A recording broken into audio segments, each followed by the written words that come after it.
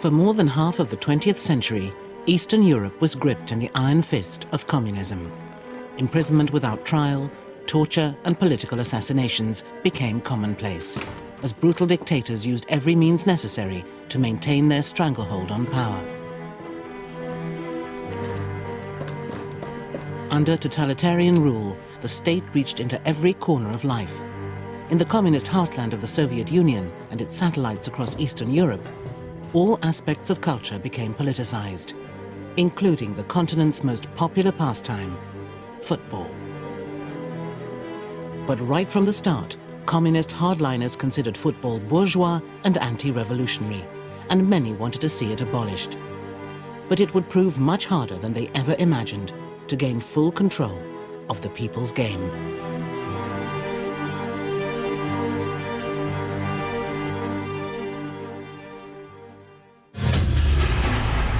In the years after Lenin led the communists to victory in the Russian Revolution, his Bolshevik party took control of all aspects of culture.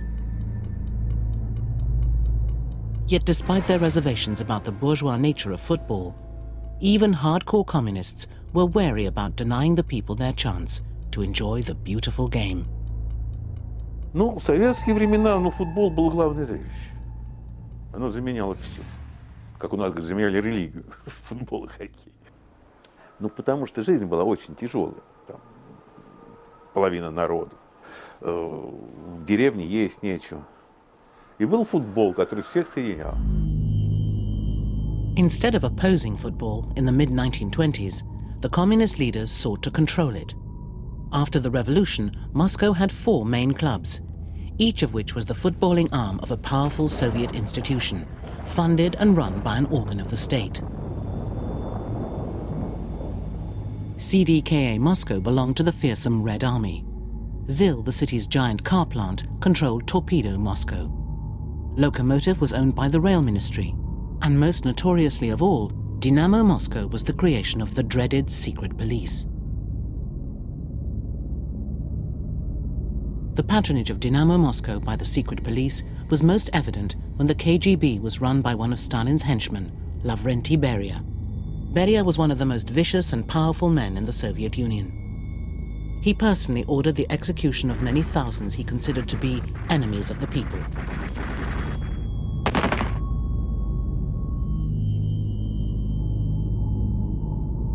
As head of the KGB, Beria was also the honorary president of Dynamo Moscow. He'd been a keen amateur footballer and was a passionate supporter, and he was determined to use every means at his disposal to ensure Dynamo's supremacy. But soon Beria faced someone who was prepared to resist his attempt to control Russian football. Alexander Kosarev was the secretary of the Young Communist League. An aspiring member of the Politburo, Kosarev recognized the importance of football's popular appeal. Everybody needs a patron. You need to be in with someone with political influence to get through in a terribly totalitarian society.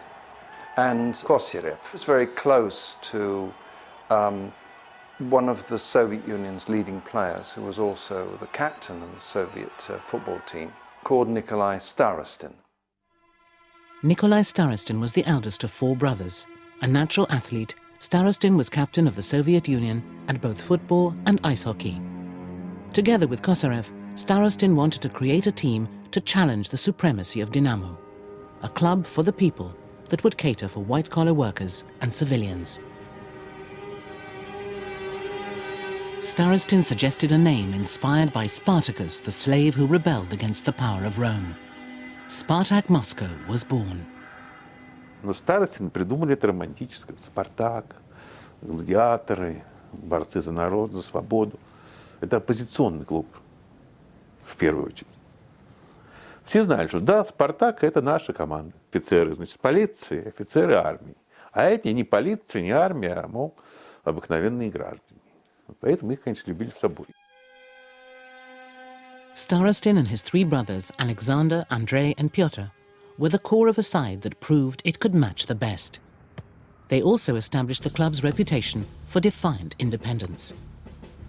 To support Spartak became a small act of resistance against Beria, Stalin and Soviet tyranny. As a young man, Jim Reardon joined the British Communist Party, and in the 1960s, he went to study in Russia. A tough-tackling centre-half, Reardon was spotted by scouts and eventually played 2 games for Spartak.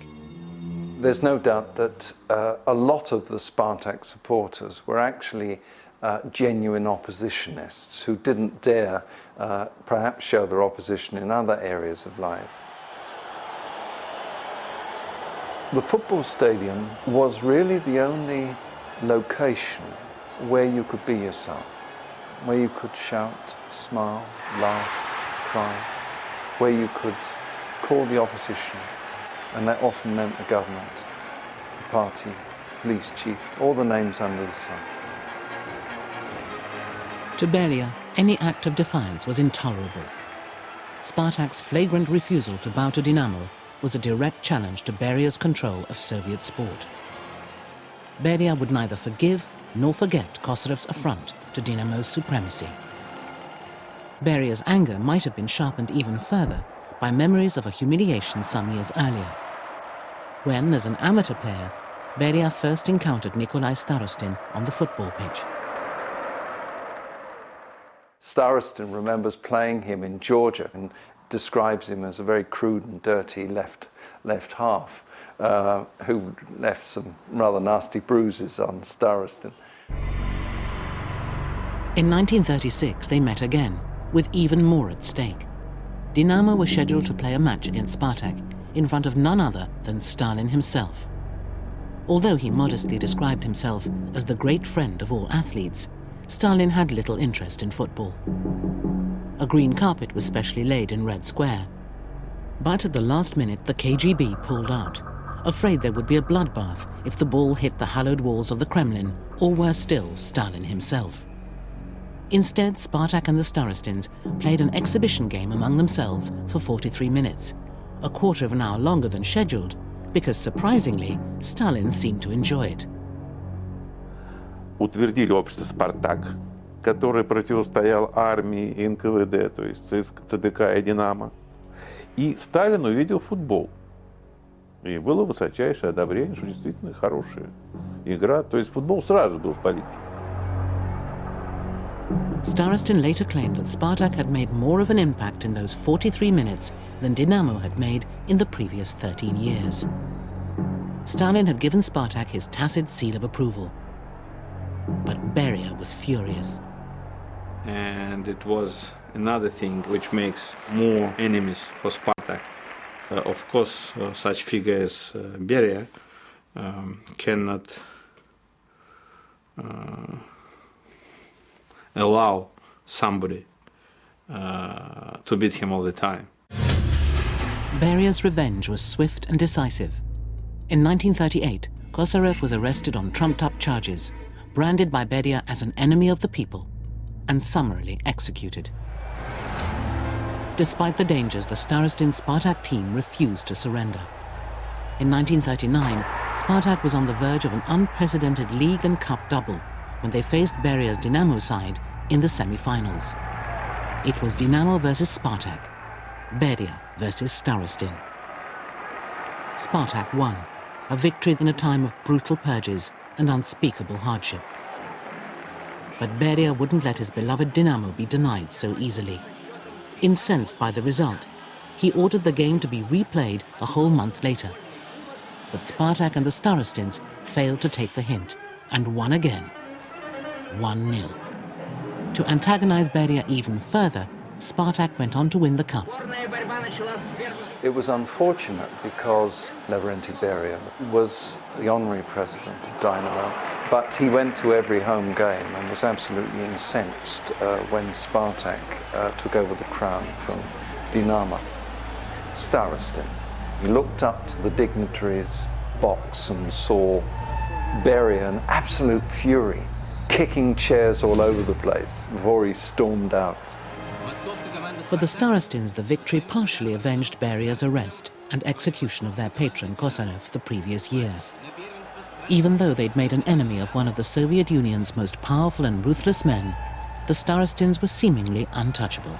The power of football was such that it was beyond the grasp of Joseph Stalin and his henchman, Lavrenti Beria. You could arrest any poet you liked, you could arrest any artist, musician, any composer, but you couldn't with impunity arrest a footballer. And that was the power of football. But Beria was simply biding his time. Eventually, the perfect opportunity did come. In March 1942, when the people of the Soviet Union were distracted by Nazi Germany's invasion and the entry of their country into the Second World War, Beria made his move. In the middle of the night, Nikolai Starostin was woken in classic KGB style, with a torch shining in his eyes and 2 pistols pointing at his head. It's part of the megalomania of Beria. There's no doubt that in many ways he was unhinged. He was a sadistic paedophile, for example. And I guess Beria thought it's safe in terms that the population may have other things on their minds to arrest the Starostin brothers for the affront of beating Dynamo in 1939. But that certainly is what Nikolai Starostin said to me. Football is so important. That's really the point, that it needs that sort of total revenge. All 4 brothers were arrested and faced a litany of charges, from the obligatory one of making anti-Soviet statements to the more unusual accusation of playing football in a bourgeois way. Most alarmingly, these hugely popular players were branded with Beria's favorite label, enemies of the people.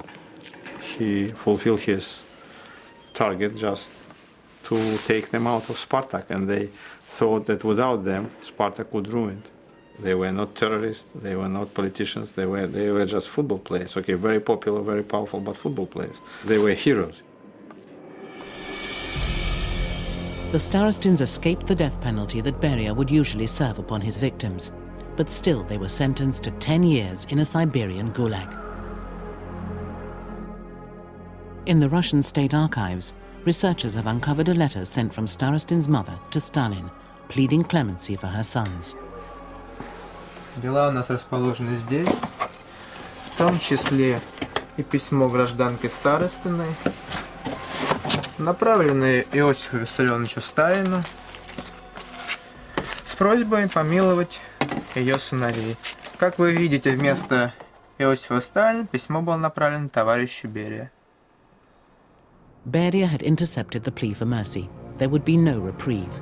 But for Nikolai at least, the time spent in the gulag was far from typical of the experience of most inmates living in the harshest prison regime in the world. Football helps him to survive in these gulag camps, because even criminals respect him. Жизнь братьев Старостина для многих заключенных это была как жизнь, как сказка, когда они были на воле до ареста.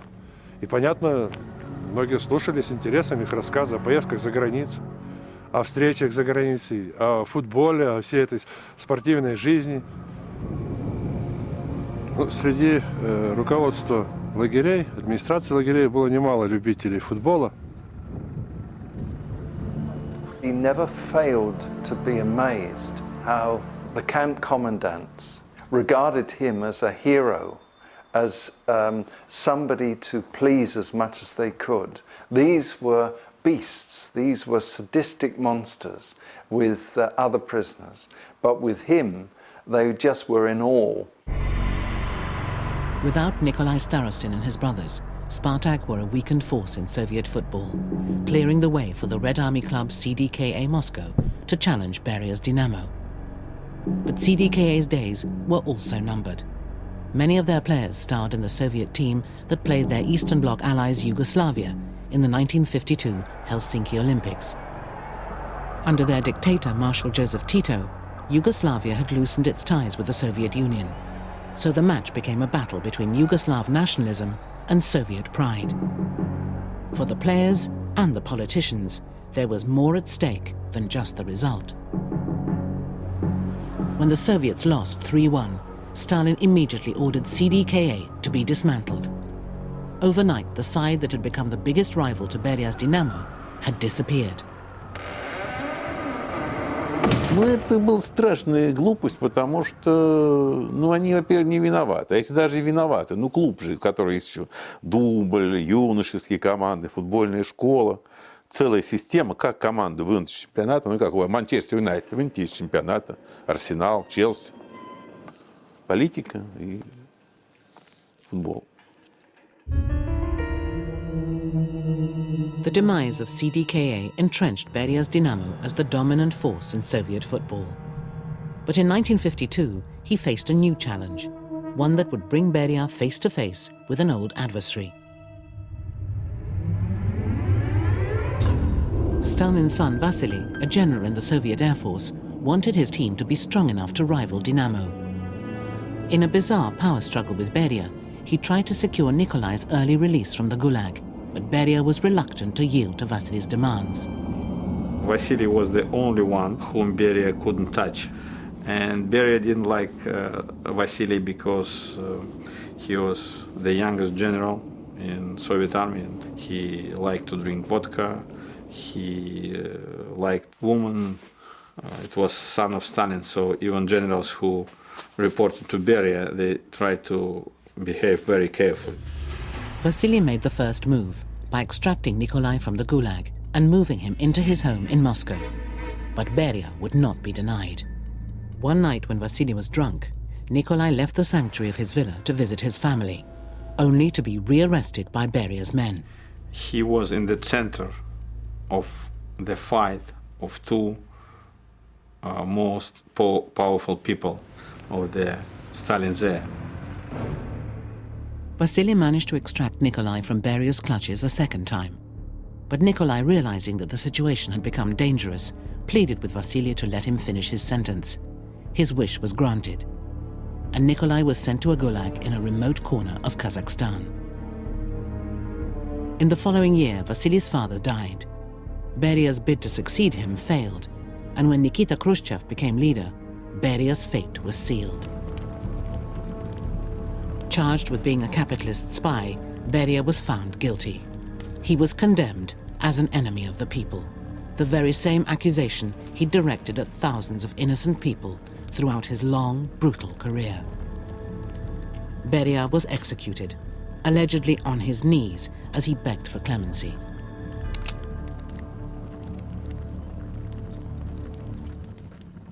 After his death, the charges against the Starostin brothers were declared illegal, and they were finally allowed back to Moscow. Their footballing days were over, but Nikolai took a leading role at Spartak, eventually becoming its president. He initiated a glorious new era, once again at the expense of the old enemy, Dinamo. Starostin told me many times that his life was saved time and time again by football itself. He should have been arrested when his patron Kostyrev was arrested and executed. He should have been arrested when Spartak did the Golden Double in 1939. And he puts it down to his popularity in football and the place of Spartak and that football played in Soviet society.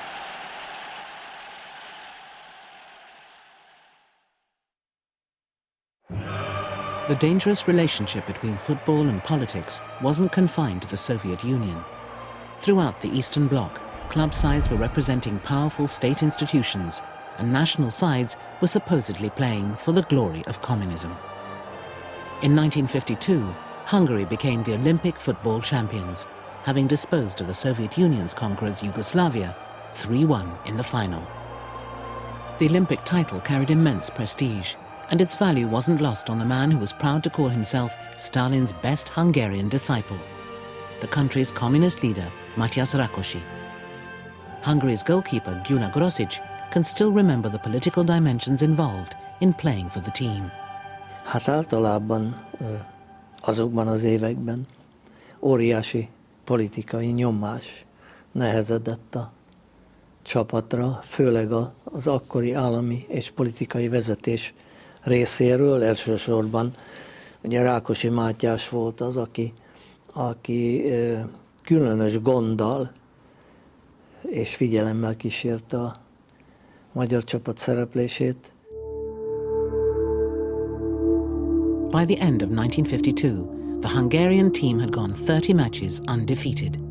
They had earned a reputation for being one of the most exciting teams in the world. But they were about to face their greatest challenge.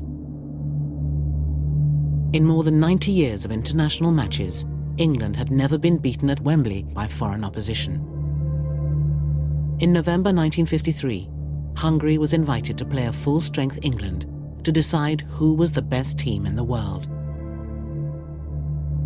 György Szepesi was the Hungarian commentator for what was being described as the match of the century.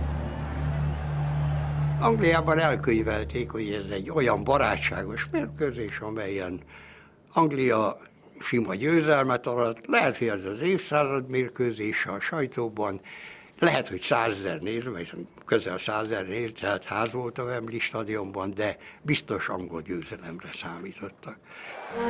But the English complacency was about to receive a rude awakening. Now there's an exhibition of ball control. Just look at that from the inside left Puskás. Well, we see a great deal of that. I think we're going to have an awful lot of trouble holding these unbeaten Hungarians. The star striker Hideguti scored within the first 45 seconds. Hideguti, it's a goal! Throughout, the Hungarians were imperious. It's a goal! By the end, Hungary had 35 shots to England's 5. A lovely goal! The myth of English footballing superiority had been cruelly exposed. Communist Hungary had given capitalist England a football lesson. It's all over. England 3, Hungary 6. And throughout, their leader Rákosi was watching. Ez ugye, ha vesszük, akár politikailag is vehessük, egy kommunizmus és kapitalizmus összecsapása, vehetjük azt, hogy két játékrendszernek az összecsapása, a másik pedig az, hogy az angolok ebben az új játékszisztémre nem készültek fel. The Hungarian coach Gustav Sebeś was not only a high-ranking politician himself, he was undoubtedly a tactical genius who had developed a dynamic, artistic style of play that simply bewitched the rigid, formulaic, traditional English approach. Sebeś was the world's first example of total football, the fluid interchange of positions on the pitch, There is number 5, but he's not the centre half. and in subsequent years would be adopted across the world, most notably in Brazil. But Hungary also boasted some truly great players, and one in particular, Ferenc Puskás, who even today is considered one of the greatest footballers ever. The victory over England had shifted the epicenter of world football eastwards, and the success would be seized upon by the country's new liberalizing Prime Minister, Imre Nagy. Nagy's reformist new course sought to reinstate some of the freedoms lost under Soviet rule. A kormánynak pedig annyiban, hogy akkor már egy ilyen reformprogramon volt túl a Nagy Imre kormány, és nagyon jó hátteret adott ennek a programnak a megvalósításához, ez a 6-3-as győzelem. A magyar csapat eredményei, játéka nagymértékben befolyásolta 10-valahány millió magyar hangulatát néhány 90 perc során, mert ehhez feltétlenül kapcsolódik Magyarországnak azokban az években a politikai, társadalmi, gazdasági, kulturális helyzete, az akasztófák árnyékában, a börtön, a kitelepítés, az internálás, a fenyegetettség állapotában. Akkor volt egy labdarúgó csapat, amely magával ragadta a közvéleményt, és néhány 90 percre elénekelhettük a himnuszt hangosan, egymás kezét fogva. Óriási jelentősége volt.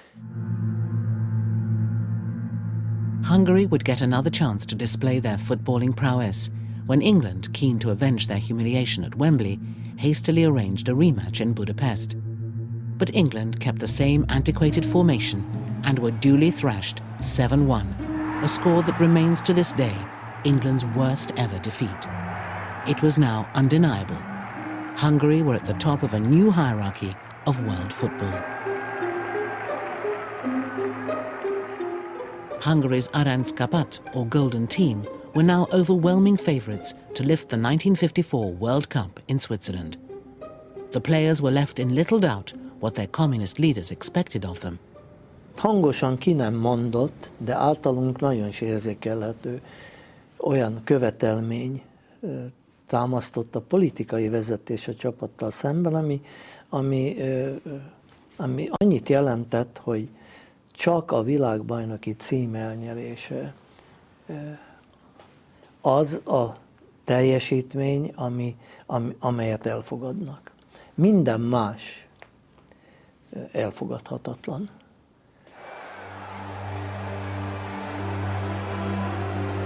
In the early stages, everything went as planned. In the group stages, they trounced West Germany 8-3. Then followed two tough encounters with Brazil and Uruguay. The Hungarians prevailed, but their games against the South Americans left them bruised and exhausted. It was a relief then that in the final they would meet West Germany, the same side they'd comprehensively demolished 8-3 earlier in the tournament. The scene was set, so it seemed, for the magnificent Magyars' greatest triumph. Én magamról beszélek csak. Én úgy éreztem abban a pillanatban, hogy hála Isten, csak a nyugatnémetek ellen játsszuk a döntőt. Though clearly struggling from an earlier injury, Puskás had declared himself fit for the final and was instrumental in Hungary racing into an early lead. És akkor a 8.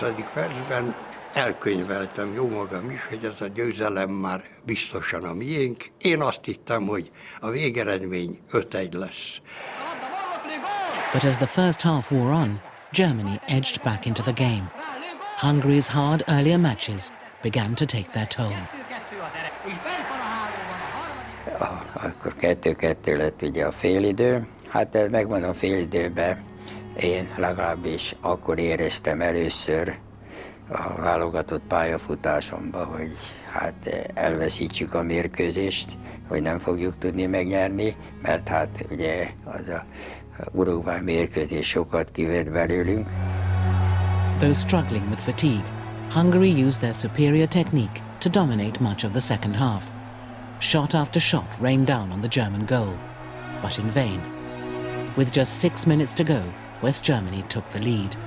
But within minutes, Puskás seemed to have scored a last-gasp equaliser. But his goal was controversially disallowed by the English referee, Bill Ling. Amely végképp befolyásolta a találkozó, hogy a Puskás néhány perccel a befejezés előtt rúgott egy teljesen szabályos gólt, amit a játékvezető először megadott, aztán visszavonta, és így maradt a német csapat 3-2-es győzelme. Bevallom őszintén, hogy amikor a németek a harmadik góljukat elérték, elcsuklott a hangom, elsírtam magam, és még ma is kicsit könnyes a szemem, ha erre gondolok. In West Germany, the victory became known as the Miracle of Bern, and to many, it helped the country rehabilitate itself as a sporting nation. For the great golden team, all they could do was to stand in the rain and listen while the national anthem of West Germany, not Hungary, was played in the stadium.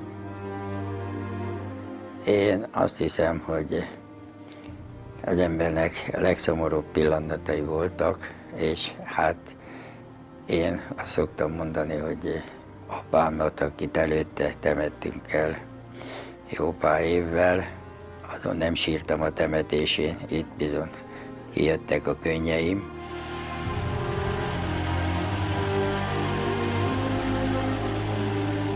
But the repercussions of the defeat would stretch far beyond the football field. The success of the team was supposed to vindicate the regime. It would hide the oppression and distract the people. Instead, it had backfired spectacularly.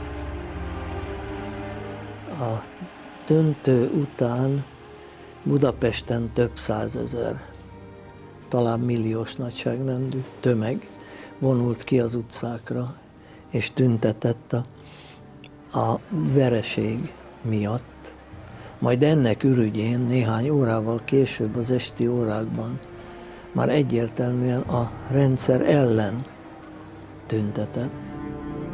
The communist leader Rákosi was furious. On its way back to Budapest, the players' train was intercepted by the Hungarian State Security Police. The team was ordered off the train and told to attend a dinner that night, where Rákosi and the rest of Hungary's political hierarchy would be present.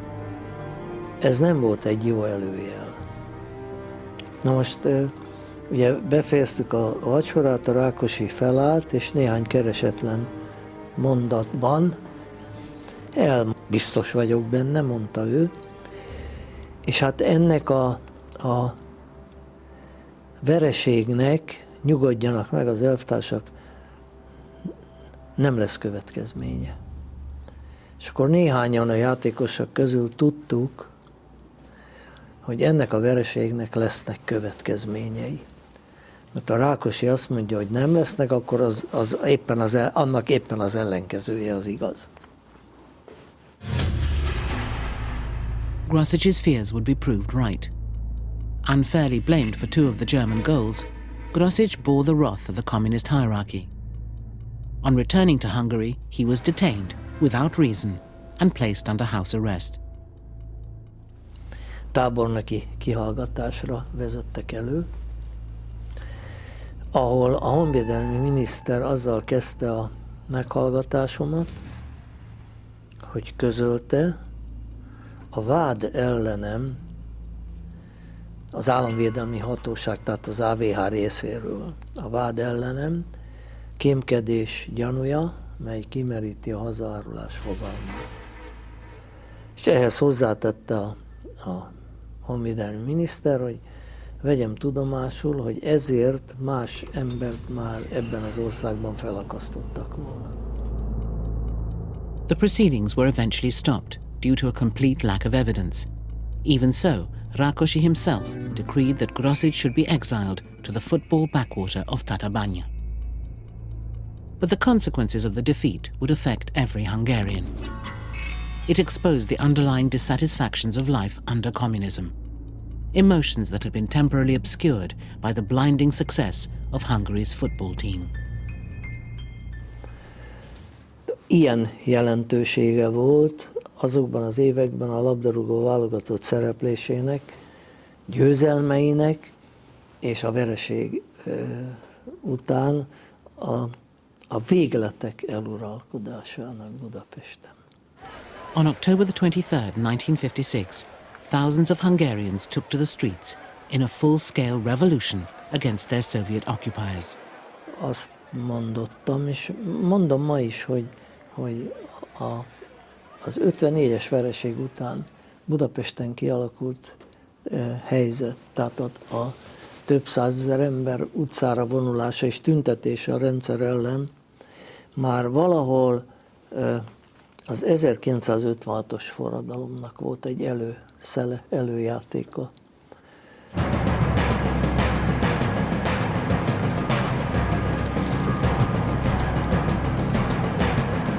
The West looked on as the Soviet Union invaded and quickly re-established communist control, killing up to 50,000 Hungarians as they crushed the uprising.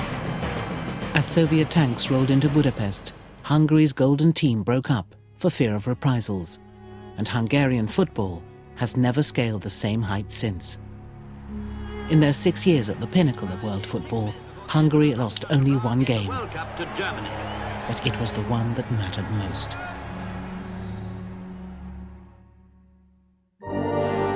The invasion by the Soviet Union was condemned around the world. Its legacy tarnished the achievements of a country that just a few weeks later would top the medals table at the 1956 Olympics in Melbourne, including winning the prestigious football tournament. But there was soon to be a harsh reminder that football in the Soviet Union was always more than just a game. Soviet football had produced another national superstar, as famous as Nikolai Starostin had been in his youth. Eduard Streltstov was the George Best of his day. He was a pin-up and a drinker, but his skill was without equal. On his debut for the USSR in 1955, the 17-year-old Streltsov scored a hat-trick in a 6-0 thrashing of Sweden. To this day in Russia, the Backheel Pass is still known as the Streltsov. The Soviets had amassed a superb team, led by one of the world's greatest ever goalkeepers, Lev Yashin. With Streltsov, they were capable of beating anybody. В России было два гениальных футболиста. Великих футболистов было довольно много, но два гениальных футболиста. Это Лев Яшин, которого знает почти весь мир, и Эдуард Стрельцов, которого знают только дома. Но для российской публики Стрельцов и Яшин фигуры совершенно одного масштаба. The stage was set for Streltsov to become one of the stars at the 1958 World Cup in Sweden.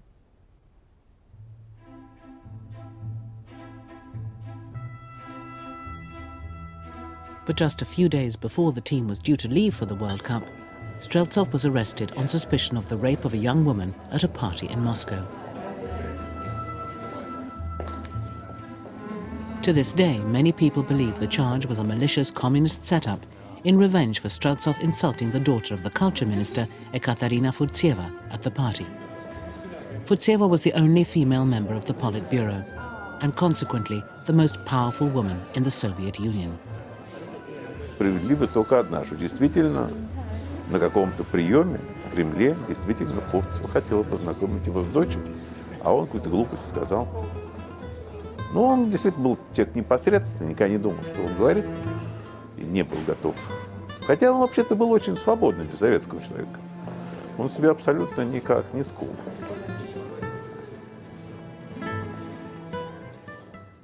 Вот это, честно говоря, и не очень нравилось начальству. There were other reasons why Streltsov had created enemies in the highest echelons of Soviet power.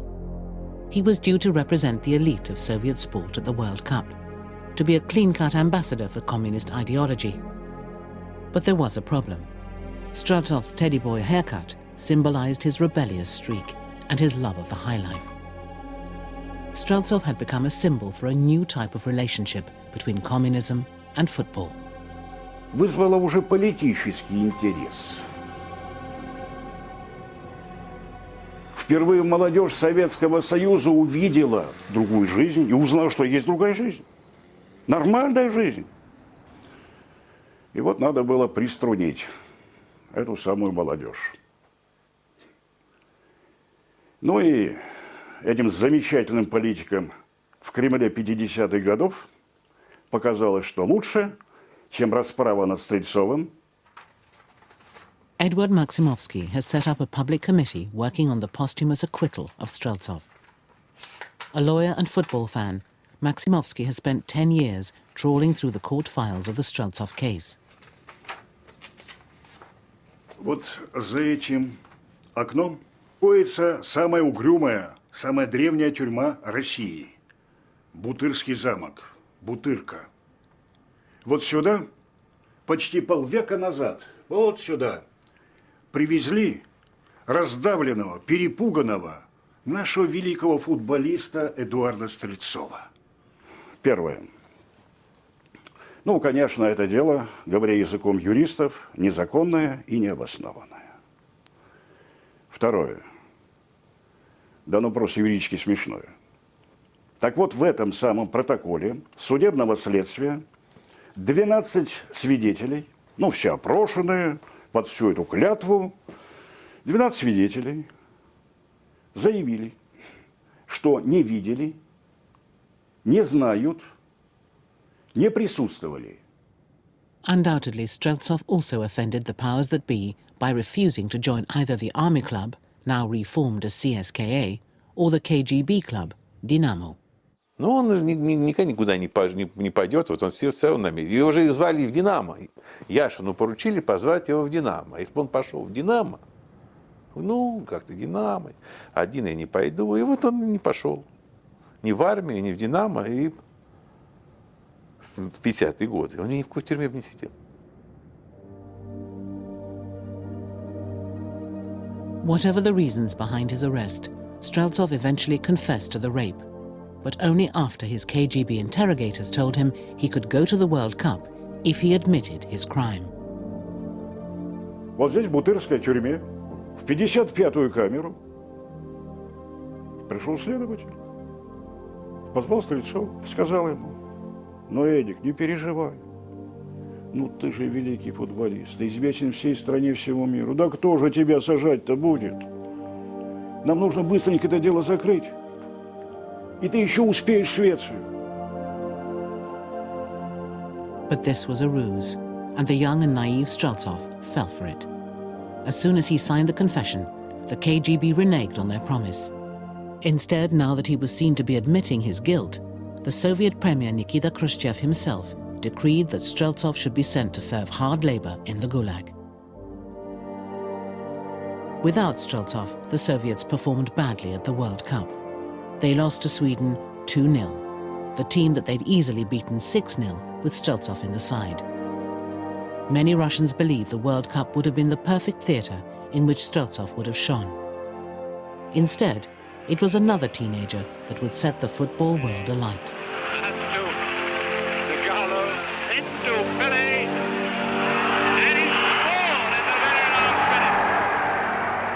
Несомненно, мир бы узнал его в то же самое время. Почему у нас часто говорят, что это русский Пеле? Более широкого и ни на кого не похож. Among Streltsov's staunchest supporters is the former world chess champion Anatoly Karpov. He's also an active member of the committee to clear Streltsov's name. So people in Russia believe that he could become even more famous than Pelé because he had great talent, and he was the greatest Russian football player. And of course, people regretted and still regret that Streltsov couldn't show his best football abilities, and because of that case. At that time, legal system depended strongly from the political leaders, and in many cases, political leaders could just force legal system to make one decision or another. After his release in 1963, Streltsov did make a comeback. He was still only 26, but he was noticeably slower and weaker. Even so, fans flocked to see him play for his old club, Torpedo Moscow. He was instrumental in their winning the league title in 1965. I went to see him a few times. He'd lost a lot of speed, of course, but his talents were still there. Really, one of the greatest players I've ever seen. Viktor Shustyakov was a friend and teammate of Streltsov. They played together in the Torpedo Stadium that now bears Streltsov's name. Как сказать, он особо там не хвастался. Он особо так не хвастался, что вот я, Стрельцов, вот. Поэтому он никого, и даже, я скажу, и бранным словом ни на кого даже не ругался никогда, даже всегда как-то все дружно было. Поэтому его очень любили, очень любили. Today, Streltsov's son Igor still lives in the flat he once shared with his father near the Torpedo Stadium. Сейчас об этом трудно все говорить-то. Это надо было не сажать человека, а дать ему поиграть. Может, он сколько еще побед бы принес этим 4 буквам СССР. But Streltsov's international career was over. Even after his release, he wasn't allowed to travel abroad. Streltsov would never get the opportunity to demonstrate his talent on the world stage. Streltsov would be remembered forever as a genius of football. I think with Streltsov case, they just ruined the history of all Soviet Union national team. Despite the disastrous impact on his life and career, Streltsov would never speak of his lost time in the Gulag. Встречаемся, после игры там встречаемся иногда. Вот. Разно бывает там, и день рождения у нас бывает, все вместе мы проводим, там и праздники все-таки. Вот. И он никогда не говорил на этих праздниках, что за что, чего, не было разговора. But there was a reason Streltsov did not tell anybody of the injustice of his conviction. To have done so would have endangered himself and his family. Начни Стрельцов утверждать, что его загнали в лагеря безвинно, тут же ему найдут еще какую-нибудь статью и отправят обратно. Это было совершенно очевидно, особенно Аркадию Ивановичу Вольскому. Если Лисов молчал, и он молчал до самой смерти. Streltsov died of cancer in 1990, aged just 53. Many believe his illness was caused by his time mining in the Gulag. For the first time, Igor Streltsov has revealed details of the only time his father ever spoke of the crime that took place some 32 years earlier. Но в семье было это табу, то есть об этом не разговаривали. Когда вот отец уже умирал, он попросил меня выйти из палаты, где он лежал. Они остались наедине с матерью. И он так обнял мать. Он лежал уже, и все. Он говорит: Рая, я ни в чем не виноват. Я, говорит, перед тобой ни в чем не виноват. И там был не виноват.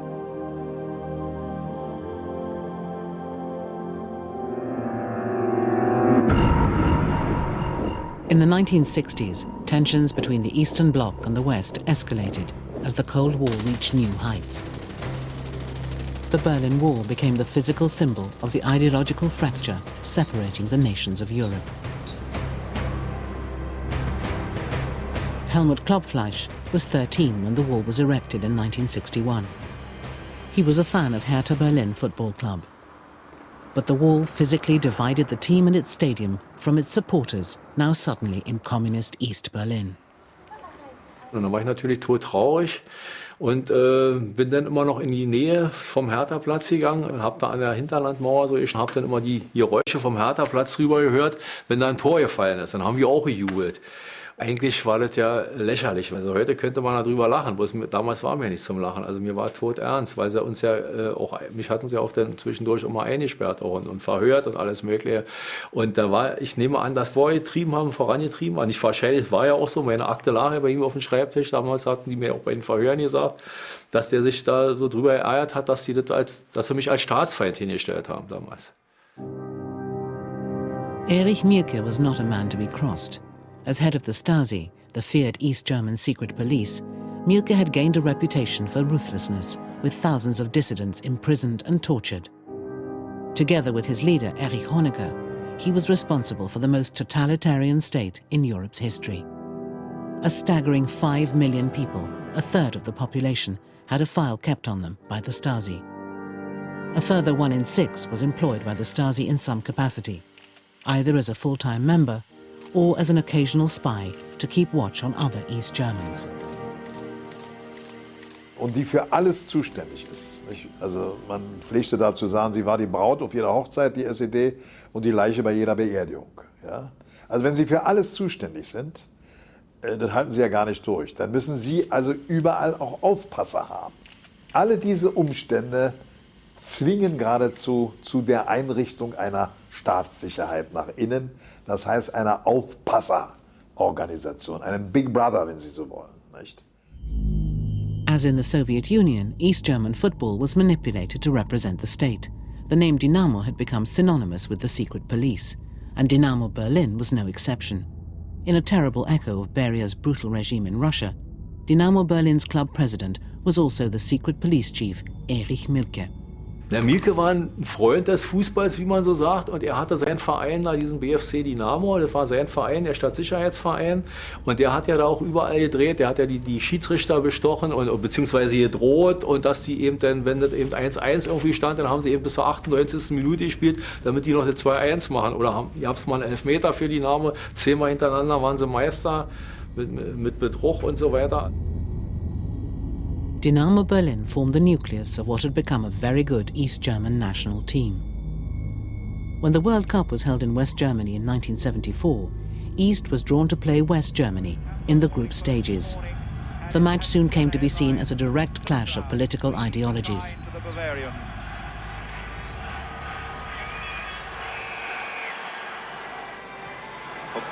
Jürgen Kroy was the East German goalkeeper. He remembers the mood surrounding the match. Das war ganz eindeutig darauf ausgelegt, dass man gesagt hat, die Weltmeisterschaft ist im Land des Klassenfeindes. Das ist also der Gegner und da muss man sich besondere Mühe geben. Und jetzt ein Einzelspiel oder ein Sportereignis dafür zu nutzen, um Systeme zu vergleichen, das ist eigentlich nur eine Elle, die die Propagandamaschinerie anlegt an einen solchen Vergleich. It was too good an opportunity for propaganda for Mielke and Honecker to pass by. 1,500 Communist Party members and Stasi employees were specially selected to walk into West Germany as representatives of East German football fans. Es war eine gespannte Stimmung im Stadion, aber ich sage positiv gespannte Stimmung. Es gab während der gesamten 90 Minuten weder auf dem Spielfeld noch von außen von den Zuschauern negative Dinge. Also ein verteiltes Spiel, ein sehr faires Spiel mit einem überraschenden Ausgang. Rein, der Jürgen Kreu hat den Ball sicher gefangen und hat dann einen schnellen Konter eingeführt auf die rechte Seite.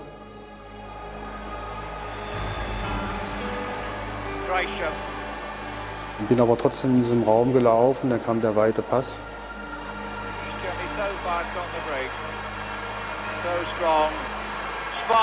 Es waren drei Spieler vor mir. Ich nahm den Ball an und bin an ihnen vorbei, dann an Sepp Meier. Da habe ich ihn praktisch nur über ihn drüber weggehoben.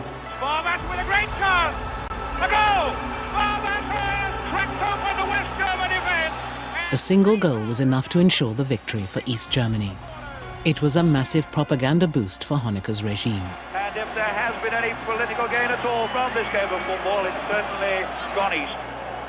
Also das war schon ein tolles Ding für die DDR. Also Sie sehen, nur weil es einen politischen Wert hatte, also so nach unserer Meinung, dass die DDR, also die Bundesrepublik, schlägt in der Fußballweltmeisterschaft.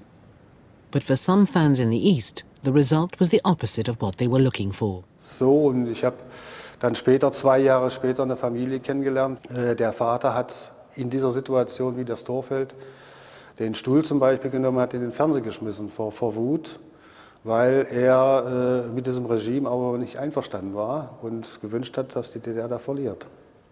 Also von der normalen Bevölkerung bin ich der Meinung, über die Hälfte für den Westen. Und die haben natürlich gefeiert, ja. Die haben da diese Bonzentypen, also normale Fans, sage ich jetzt mal, so wie ich jetzt, da hat natürlich keiner gefeiert, die waren alle sauer. Die haben sich alle gedacht, Mensch, was ist denn nur los, so ungefähr. Also, weil wir eben gehofft hatten, dass sie so 3-0 oder so verlieren. Although East Germany went out of the competition in the second round, and West Germany went on to win the World Cup, the Communist East had scored a significant ideological victory. But it came at a price. Many Easterners grew cynical of the constant propaganda, and it opened their eyes to the way the regime was trying to manipulate the minds of its citizens. Ja, indem sie das Tor einspielen und wenn sie bewegte Bilder bringen und denjenigen diese 15% in der DDR zeigen, das war das größte Ereignis in den letzten 2 Jahren. Eine bessere Propaganda können sie gar nicht haben. Ja, da kann ich nichts mehr dran machen, da können meine Kollegen nichts mehr dran machen, die damals auf dem Platz gestanden haben. Das ist dann eine Entwicklung auch eines Feindbildes innerhalb der Bevölkerung, bei denen, die mit diesem System nicht einverstanden waren. Jörg Berger was due to be the coach of the 1974 East German World Cup team. But he, like the vast majority of East Germans, was under the ever-watchful eye of the Stasi. Trainer, wo ich viel ins westliche Ausland gefahren bin. Ich war Jugendauswahltrainer, ich war auf dem Sprung zum Nationaltrainer. Hat plötzlich die Stasi so Einfluss genommen auf mein Leben, dass ich mich beobachtet gefühlt habe, dass ich mich nicht mehr frei gefühlt habe, dass ich für die Stasi arbeiten sollte. Und ich habe das abgelehnt dort. Ich habe einen Bogen vorgelegt bekommen, wo die Erklärung war, für die Staatssicherheit zu arbeiten. Ich habe das abgelehnt und ich wusste, dass ich damit natürlich nur Nachteile habe. Im privaten Bereich, im beruflichen, auf beruflicher Ebene. Identified as a possible defector, Berger's life was now potentially at risk. He was put under constant surveillance and was prevented from leaving the country. But after 2 years, Berger was allowed to travel to a football tournament in communist Yugoslavia. Eine Flucht kann man schlecht planen, das war zu gefährlich. Aber ich habe gesagt, vielleicht habe ich nie wieder die Chance, bekomme ich nicht nochmal so eine Möglichkeit. Und ich habe mich dann entschieden, einen Tag vor dem Spiel in der Nacht aus dem Hotel mitten im Zug nach Belgrad war aber dann schon in Jugoslawien auf der Fahndungsliste. Also in Jugoslawien gab es auch schon eine Zeitung, wo mein Bild drin war. Und habe dann bei dieser Flucht sehr, sehr viel Glück gehabt. Das war ein entscheidender Moment in meinem Leben, dass ich dann an der Jugoslawisch nach 12 Stunden Bahnfahrt allein im Abteil, da habe ich dann gewusst, was das Wort Angst bedeutet. Als dann ein Grenzer kam und meinen Pass genommen hat und aufgrund des Einblicks da auf diesen Pass mich befragt hat und dann merkte ich, er wusste, wer ich bin. Und dann habe ich gedacht, das war's. Und er kam dann zurück mit dem Pass, der auf den Namen Gerd Penzel lief und gab mir diesen Pass und sagte dann zu mir, und hiermit, Herr Berger, viel Glück im Westen. Jörg Berger's narrow escape encouraged other dissidents to attempt to flee. Those who were successful came to the West with harrowing stories of life under communism. As a consequence, East Germany became ever more conscious of its international image. The East Berliner Helmut Klopfleisch owed his own freedom to an unlikely and unsuspecting ally, the captain of the West German football team. Oh, dieses Foto hier hat eine ganz besondere Bedeutung mit Franz Beckenbauer. Hier hatten sie mich damals festgesetzt mit meiner Frau, wo wir zurückkamen von dem Länderspiel 1985 in Prag. Und da haben die dann dieses Bild gefunden und da habe ich dann gedroht, wenn ich jetzt hier nicht mit meiner Frau gleich wieder wegkomme, dann steht es morgen überall im Westen in der Zeitung und daraufhin hatten die mich dann laufen lassen, aufgrund dieses Fotos hier. Eventually, when Glasnost arrived in the Soviet Union, the pressure on the former satellite countries started to mount. There is one sign the Soviets can make that would be unmistakable. Mr. Gorbachev, tear down this wall.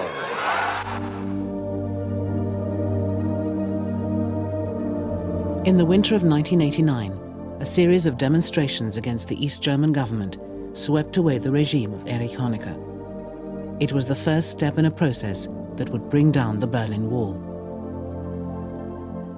On November the 9th, 1989, families were reunited as thousands of East Berliners, granted their freedom, walked and ran to the West.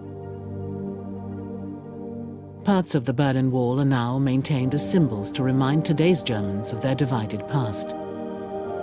But these fragments no longer separate East German fans from their favorite teams.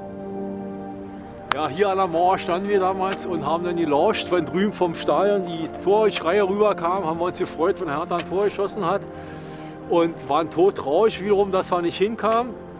Und da hatten wir auch Angst, da hinten war ein Turm, da war ein Turm. Und wir standen hier und haben Angst gehabt, dass die uns wegfangen. Und hier an dieser blöden Mauer kamen wir nicht rüber. Ne? Bis da oben hoch war zu hoch, wir kamen da nicht rüber.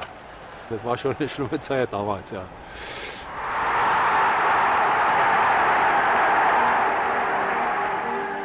Under communism, football became an instrument of propaganda and a tool of state control. But football defied the attempts to corrupt and manipulate it. For some, the cost of this resistance was high. Yet despite the ugliness of totalitarian rule, talented individuals and remarkable teams produced some of the most memorable moments in the history of the beautiful game.